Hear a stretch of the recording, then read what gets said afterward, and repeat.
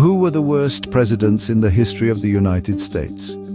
This is a question that has been the subject of countless debates, stirring strong emotions and diverse opinions. Today, we will be examining the 10 presidents who have been widely regarded as the most ineffective and controversial in the history of the nation. The criteria we will be using to determine this includes their policy decisions, their handling of crises, and their overall impact on the country's trajectory.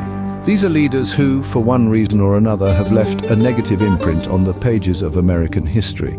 They are figures who, despite holding the highest office in the land, have been criticized for their actions, or lack thereof, during their tenure. So, without further ado, let's dive into the annals of history and examine these infamous leaders, beginning with the 12th president, Zachary Taylor. Born on November 24, 1784, Taylor's presidency was one that was marked by a distinct lack of involvement. Taylor distanced himself from Congress and his own cabinet at a time when the nation was on the brink of division. Partisan tensions were high and the Union was under threat. One of the major issues that dominated the national political agenda was the debate over the status of slavery in the Mexican Cession. Southern states threatened secession, creating an atmosphere of contention and conflict.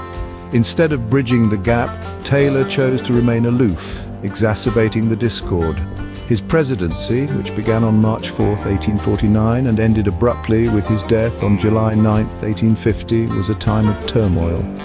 Taylor's presidency was marred by division and conflict, earning him a spot on our list of the 10 worst presidents in US history. Next up, we have the 31st president, Herbert Hoover. Born in the late 19th century, Hoover served his presidential term at a rather tumultuous time in American history. Despite his background in business and administration, Hoover struggled to lead the nation effectively, particularly during the Great Depression, which struck America under his watch. Hoover's lack of effective communication did him no favors. His inability to convey his policies and intentions clearly to the public and the Congress was a significant handicap. But communication wasn't his only problem. He also stoked the fires of trade wars, causing further economic instability. The most notable aspect of Hoover's presidency, however, was his mishandling of the Great Depression. Rather than implementing effective policies to alleviate the economic crisis, Hoover's actions, or lack thereof, only seemed to exacerbate the situation. The economic hardship and struggle that marked Hoover's presidency are etched into the annals of American history. Now, we have a tie between the 13th President Millard Fillmore and the 10th President John Tyler. Millard Fillmore stepped into the presidency following Zachary Taylor's death in office. His support for the Compromise of 1850, which permitted the expansion of slavery into newly acquired territories, essentially put a band-aid on the gaping wound of national division over the slavery issue. This compromise merely delayed the inevitable Southern secession and the Civil War that would follow. Meanwhile, John Tyler, who became president after William Henry Harrison's untimely demise, was a staunch defender of slavery.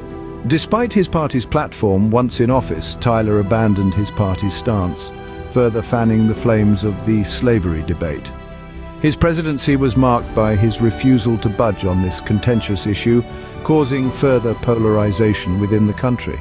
Both Fillmore and Tyler's presidencies were marked by the contentious issue of slavery. Moving on to the 29th president, Warren G. Harding, and the 9th president, William Henry Harrison. Harding, born on November 2, 1865, was more interested in golf and poker than in running the country. His administration is perhaps best remembered for its litany of corruption and scandals. He was one of 8 presidents who died in office, succumbing to illness on August 2, 1923.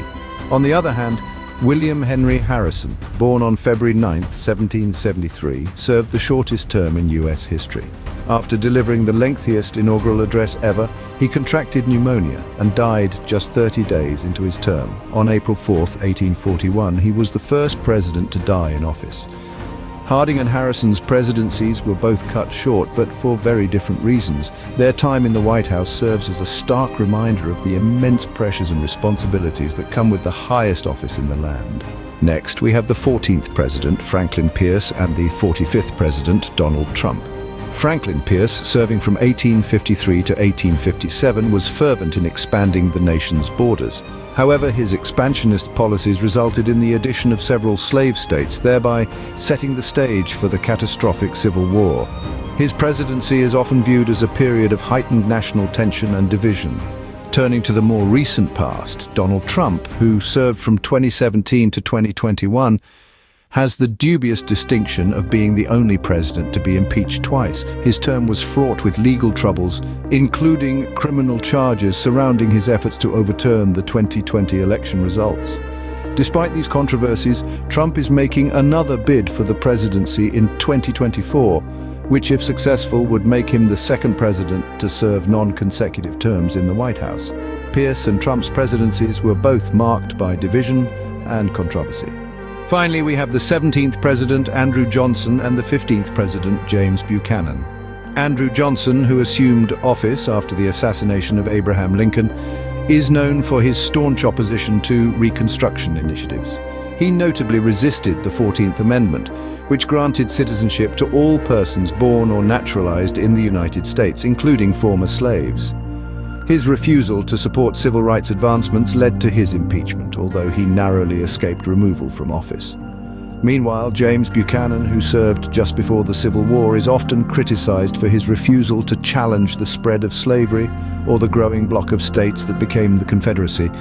His passive approach to the secession crisis and his inability to prevent the Civil War have cemented his place as one of the worst presidents in the annals of American history. Johnson and Buchanan's presidencies were fraught with tension and conflict. So there you have it, the worst presidents in the history of the United States. From Zachary Taylor, whose aloofness from Congress and his cabinet heightened the tension over the issue of slavery, to Herbert Hoover, whose poor communication skills led to trade wars and exacerbated the Great Depression. We then looked at Millard Fillmore and John Tyler, both of whom made decisions that further encouraged the spread of slavery in the United States. Warren G. Harding's presidency was marred by various scandals, while William Henry Harrison's term was cut short due to his untimely demise, a mere 30 days after his inauguration. Franklin Pierce's ambition to expand the borders, despite knowing it would add several slave states, played a significant role in setting the stage for the Civil War. In more recent times, Donald Trump's presidency was marked by controversy, including being the only president in history to be impeached twice. Andrew Johnson, who narrowly escaped impeachment, opposed Reconstruction initiatives, including the 14th Amendment, which granted citizenship to all persons born or naturalized in the United States, including former slaves. And finally, James Buchanan, who refused to challenge the spread of slavery or the growing bloc of states that became the Confederacy, further escalating the tensions that led to the Civil War. These presidents, despite their different backgrounds and eras, share a common thread. Their decisions, or lack thereof, in the face of critical issues, led to significant negative impacts on the United States. Their presidencies served as crucial lessons in leadership and the exercise of power, reminding us of the significant role that the president plays in shaping the nation's history. Their actions, or in some cases inactions, serve as a stark reminder of the impacts that decisions made at the highest levels of power can have on a country and its people. These presidents, for better or worse, have shaped the history of this great nation. We hope you have enjoyed this journey through history. Until next time, stay curious and keep learning.